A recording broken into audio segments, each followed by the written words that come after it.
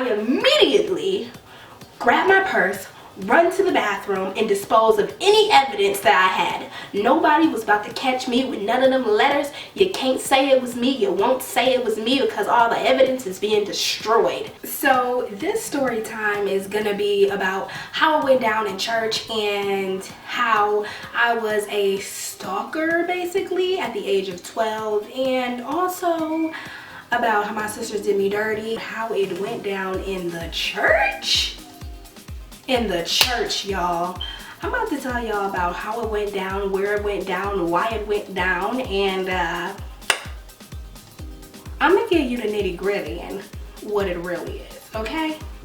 The fact that it is the most embarrassing moment in my life, and it will always go down as the most embarrassing moment of my life. So, are you all ready for this? Are you ready? Are you ready? Let's get with it. So, when I was in middle school, I was about 12, I had a crush on this guy. And when I say crush, it's beyond that, because I liked this guy probably for about 8 years. So, it may be more than a crush, but it was up there. It was Chris Brown and Karuchi type of like, that crazy type of like. So what happened was, we liked this guy at my church. I don't want him to know about this video. I don't want him to ever see it. I don't want him to know I was even talking about him. So for video purposes and to spare myself any more further embarrassment, I am going to be calling him Derek. So, you know, I really liked this guy named Derek. He was a really good guy. I liked the way that he was nice to me at the time. You know, you're 12 years old, you're fugly, and when somebody's nice, you start to kind of like them. So, so I started to like him, and I thought he was a really just good guy, basically. And my crush just kept getting stronger and stronger, and naturally, being a person that likes to express herself, I decided to express myself through different avenues. And the way that I chose to express myself was through the form of letters. And when I say that, I'm talking about real deep type of love letters. The love letters that you will cringe at once you read them, because you're like, dude, I was kind of crazy. So I decided to write this dude tons and tons of letters, confessing my ever-loving heart to him, writing letters that was just crazy. Now that I'm thinking about it, one of the letters said, "Dear Derek, don't go chasing waterfalls. Dear Derek, do you want to be my boo, yes or no?" It was just really embarrassing letters. That's the only way to put it, is that it's embarrassing. So, you know, of course, these letters are crazy. He's never seen them. And because he's never seen them, they get more dramatic as possible. I even had a group of my friends around me while I was writing them, and we were all laughing while I was writing them. So these letters are just horrid. They are never to see the eye of this man or little boy that I just really like. So I put them in my purse because I didn't have nowhere else to hide them at the time. I slept in a room with one of my sisters, and she could have easily spotted it. I didn't want her to see my letters. They didn't even know that I even liked the dude, so I didn't want them to know. So I put them inside of my purse. That was wrong. That was a very big wrong mistake that I made. Reason being is because that's how everything went down.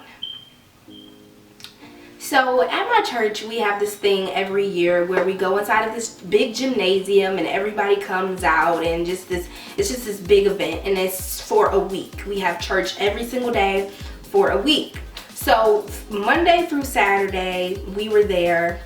Me and my sisters, we were goofing around upstairs on the balcony. That's where all the kids hang out. That's where we're all real cool and hanging out and playing and eating and just doing bad church kid stuff. So we were just up there fooling, and I guess my mom didn't like that because on Sunday she said, you guys are sitting downstairs. You're not gonna be on the balcony where everybody else is. You're gonna be downstairs. So my sister didn't want to be downstairs by herself, so she told her friend to come with her. Well, what happened was, me, my sister, and my friend were both sitting downstairs, and I decided to go to the bathroom. I didn't want anybody to take my seat, so I put my purse on the chair and I went to the bathroom. Mind you, this is the purse that is filled with letters. When I say letters, I'm not talking about 1. I ain't talking about 2. I ain't talking about 3, and I ain't talking about 4. I am talking about 20 to 30 letters to this guy that is in my purse. It's in there. So I go to the bathroom, I come back out, and I go back inside of the gymnasium. I just knew that something was wrong. You know how you get that feeling? I just had a feeling in my gut, in my throat, in my esophagus. I had a feeling that something was wrong. So I go in there and my purse is open. And I'm like, I know for a fact that I would never leave my purse open, just for the simple fact that, like I just said a minute ago, I had about 20, 30 love letters in there. And it's some crazy type of love letters. So I know that I didn't leave my purse open. So who opened my purse? And why is my sister and her friend missing? So I go to my purse. Actually, I probably ran to my purse. And out of the 20 to 30 letters that was in my purse, it was probably only about 5 left. After that, I'm like, oh my goodness, where are they? They stole my purse. I know exactly where they are because Derek is on the balcony. So they're probably upstairs too. I immediately grab my purse, run to the bathroom, and dispose of any evidence that I had. Nobody was about to catch me with none of them letters. You can't say it was me. You won't say it was me because all the evidence is being destroyed. I went to the bathroom, I ripped those letters up, and I threw them in the trash, and then I put a whole bunch of paper towels on them because nobody was about to find those letters. Nobody. So after I did that, I go up to the balcony, and I don't look back because I know Derek is behind me. I don't look back. And I see my friend, and I go up to my friend and I say, friend, can you please tell me what Derek is doing?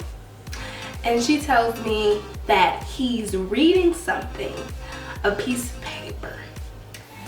I go downstairs and I basically start to hyperventilate because that was embarrassing. So I find out that my sister and her friend both gave my letters to him. All the embarrassing love letters, all the ones that was just meant to be a joke, the one that said don't go chasing waterfalls. He's seen everything. I was so embarrassed. That was my most embarrassing moment ever. After that, because that was the last day of that,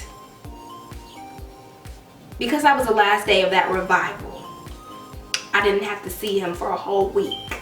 So when I did see him the next Sunday, I just acted like I didn't even see him at all. And I heard him talking to my other sister, not the one that gave him the letter, my other sister. She was telling him, yes, she did write those letters, because he was saying that I didn't write them and he didn't believe it. And she was saying, yes, he did. Yes, she did. Yes, she did. So not only did I have one traitor in the family, I had 2. I was like, what did I do to you? What did I do to y'all that y'all just gonna just embarrass me like that? Like, I don't understand. Like, I just don't get it. Where's the respect? Where's the respect?